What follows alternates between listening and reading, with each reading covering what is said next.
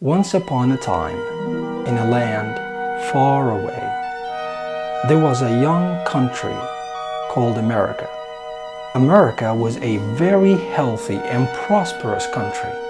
A country where there was a few rich and a few poor, but the majority of people were in the middle, not rich and not poor. A simple mailman could buy a home, get married, and provide for his family, maybe even send his kids to college someday.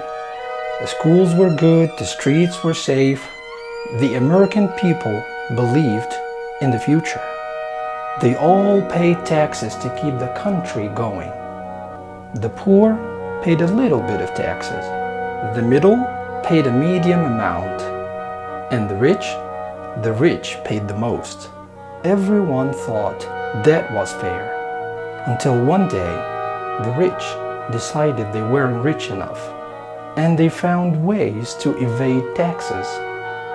There were loopholes in tax laws, which they used to shelter their money.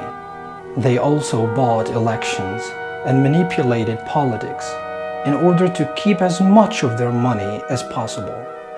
With all the extra wealth, the rich took their money and built factories in countries where labor was dirt cheap.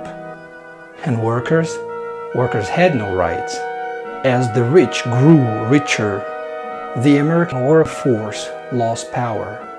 The middle class began to disappear, and the wealth gap grew wider.